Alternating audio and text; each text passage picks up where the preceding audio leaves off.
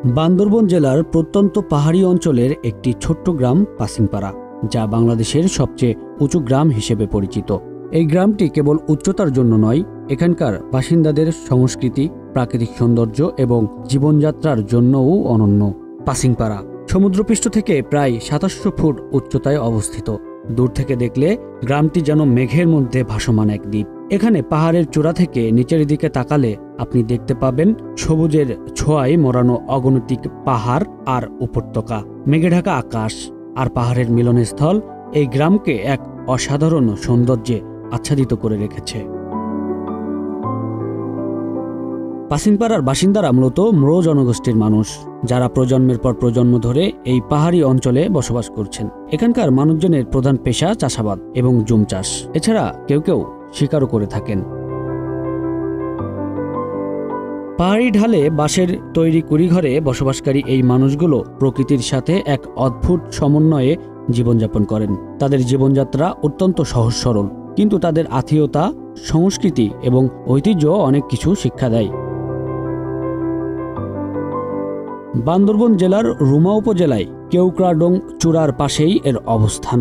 কেওক্রাডং থেকে মাত্র ১০০ ফুট নিচে নামলেই দেখা মিলবে এই অনিন্দ সুন্দর গ্রাম। পাহাড়ের গ্রাম বা পাহাড়গুলোই একজন পাহাড় প্রধান অর্থাৎ কারবারি থাকেন। পাসিংপাড়ার কারবারির নাম পাসিং ম্রো, তার নামেই গ্রামটির নামকরণ করা হয়েছে। এ গ্রামের বাসিন্দারা ম্রো এবং বম সম্প্রদায়ের ৫০ থেকে ৬০টি পরিবার বসবাস করে এখানে। যোগাযোগের সহজলভ্যতার দরুন এ গ্রামে নেটওয়ার্ক পাওয়া যায়, যা বেশিরভাগ পাহাড়ি গ্রামেই থাকে না। পাসিংপাড়া খুব পরিচ্ছন্ন একটি গ্রাম। গ্রামে প্রবেশের জন্য বানানো আছে একটি ফটক। প্রবেশদ্বারটি কাঠ, বাঁশ ও বেড়া দিয়ে আটকানো। গ্রামটির অবস্থান বেশি ওপরে হওয়ার জন্য এখানে বাতাসের তাণ্ডবও থাকে বেশি। বাতাসের তোড়ে যেন টিনের চালা উড়ে না যায়, তাই ওপরে বাঁশ আড়াআড়ি করে বাঁধা হয়। উচ্চতা বেশি হওয়ার দরুন এ গ্রামের বাসিন্দারা পানির সংকটে ভোগেন। পানির জন্য তাদের প্রায় ২০০০ ফুট নিচে নামতে হয়। সেখানের ঝিরি থেকে পানি সংগ্রহ করে থাকেন তারা। এই গ্রামের মধ্য দিয়ে চলে গেছে একটি রাস্তা, তার দুই পাশ জুড়ে রয়েছে ঘরবাড়ি। পাড়ায় দুটি খ্রিস্টান চার্চ আছে, একটি চার্চ পরিত্যক্ত অবস্থায় রয়েছে। পাড়ায় বোর্ডিং সহ একটি স্কুলও আছে। স্কুলটিতে ১০০ এর বেশি শিশু পড়াশোনা করে। সেখানে ৫ম শ্রেণী পর্যন্ত পড়াশোনা করার সুযোগ রয়েছে। স্বাভাবিকভাবেই অন্যান্য পাহাড়ি গ্রামের মতো ওখানেও কোনো হাসপাতাল ও চিকিৎসা ব্যবস্থা নেই। চিকিৎসার প্রয়োজনে তাদের যেতে হয় রুমা বাজারে।